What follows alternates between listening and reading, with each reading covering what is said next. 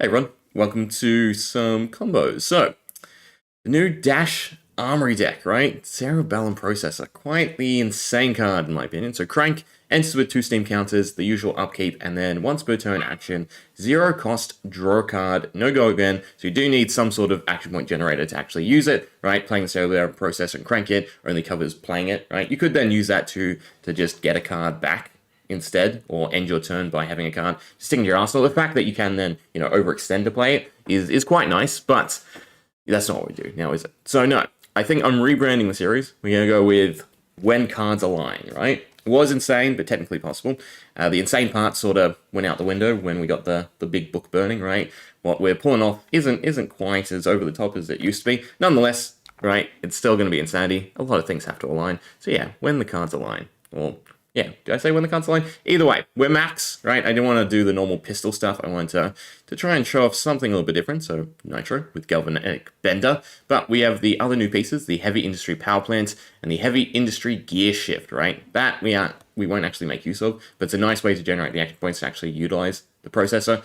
Industry Plant, though, definitely a powerful card. I love the idea that they're going with, burst pieces to counter the use of Tunic, right? So you've got Tunic as the big, long, full game piece, right, that you get a ton of use out of, or you can take these really powerful in the moment burst options like Heavy Industry Power Plant. So yeah, really cool in that design, right? Doesn't affect Tunic's desirability, just gives a nice alternative if you want to go, probably down the more aggressive line. But how to start off? Well, we're going to cheat out the processors. So we do have Quantum Processor, which will allow us to play the Cerebellum Processor and also benefit from its draw effect. So nice and simple, we just play all 3.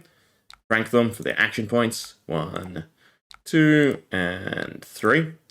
And then we can use that to play a Cerebellum Processor, which then allows us to crank the Cerebellum Processor, and of course draw with the Cerebellum Processor. And rinse and repeat until we have all 3 on board, nice and set up.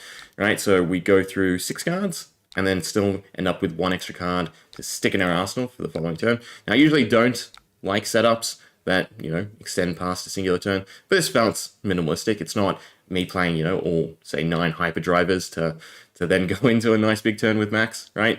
All right, pass, load up the twin drive, and let the combo begin, right? How are we going to survive? 4 into 1 into, oh, here's Art of War. This is open format, though. So I'm curious when they made the AI decks, right? Because it wasn't an option before the book burning. Still, pushing a lot more damage this turn. Very good, right? Now it's my turn.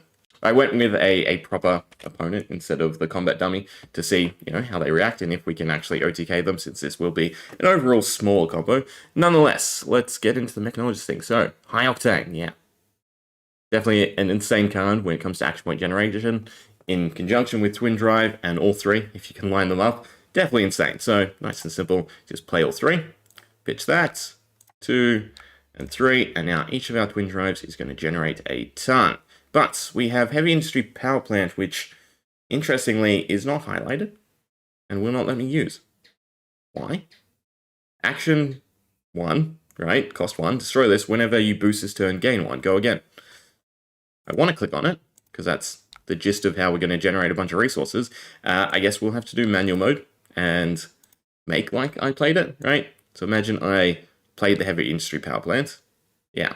So every time we play something with boosts, we gain another resource, since Twin Drive has double boost, and this clause is when you boost this turn, and when you play a card with boost, we will get 2 resources from every Twin Drive, which is also another nice line of cards, right? Just Twin Drive, Twin Drive, Twin Drive, maximum velocity, right? Or even Twin Drive into something else with boosts at 1 cost, and continuing the usage of said resources. It really allows you to have a turn where your curve is just basically 1 resource higher.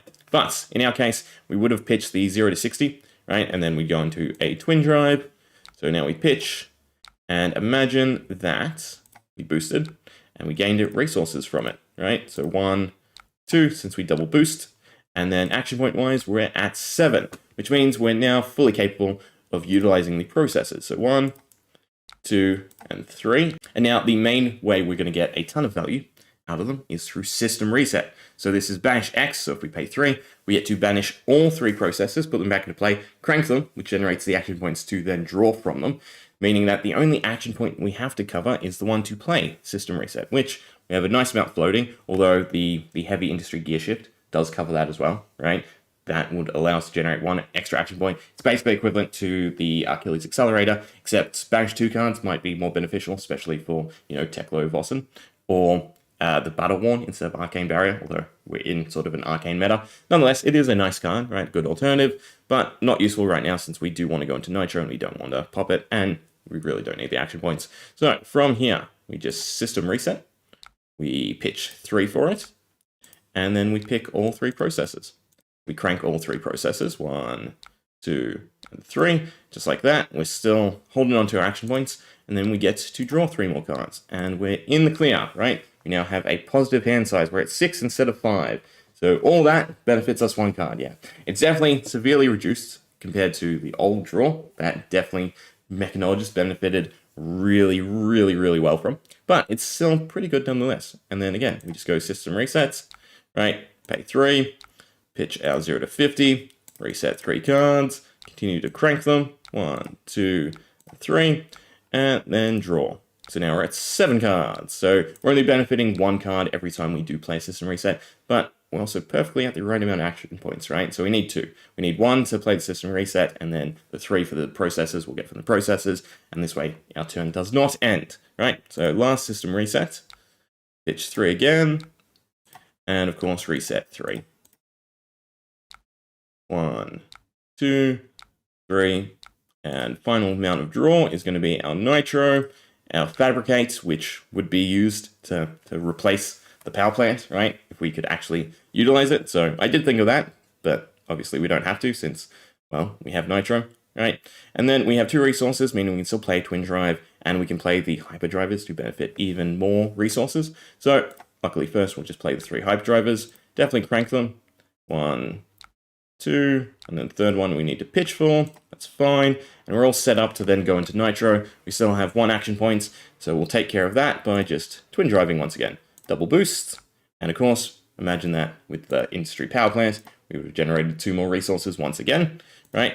Swing for 5, and then we can go into another Twin Drive, boost twice again, so 1, 2, and we're at 12 action points. So of course, in, normal dash or anyone, you could use the plasma pistol, you could use Symbiosis Shot. Symbiosis Shot pairs well with the System Resets since we're generating the steam counters each time we go into the draw. The cap of 6 I think really lets it down, right? Because you can't buff it with any of the pistol stuff since it's not a pistol, which I think was also kind of a poor oversight. But if it didn't have a cap of 6, right, you could just load it up and then you could have this really big turn where you're just pinging for 2 each time, which doesn't actually sound that great. Alright, but we have 13 action points. At most, we only need 7 for Nitro, since you can't swing more times. Sorry, 8. I always forget the weapon.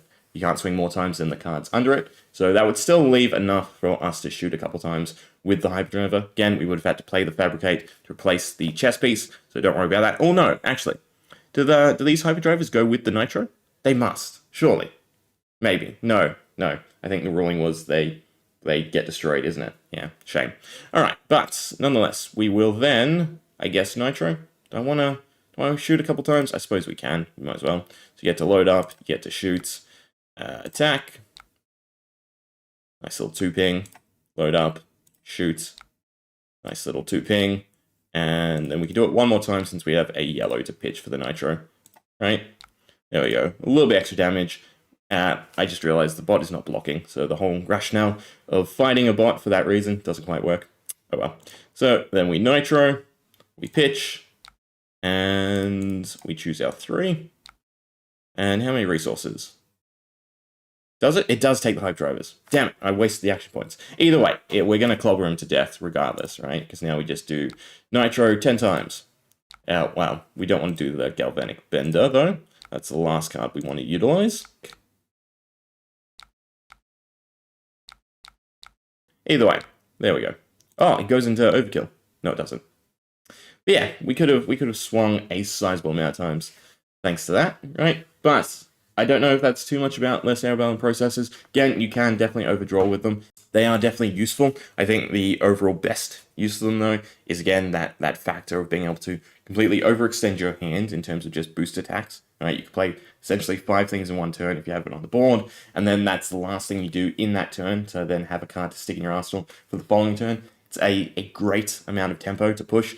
I think it's, in that sense, kind of a bit more powerful than tomes or anything like that. Again, you can have it stick to the board for 2 to 3 turns, right? That is super powerful, just again as a way to fill your arsenal after you play a whole string of boost cards, even without the action point generation. And then any action point generation fueling it is just even more insane. But we'll leave there, right? OTK, technically. Hope you enjoyed. So yeah, how many clubbers do we have left? 5, right? So we could have done an extra 25 damage. Plus more if I didn't shoot, right? And I realized that the hyperdrivers do go. Anyway, hope you enjoyed. So yeah.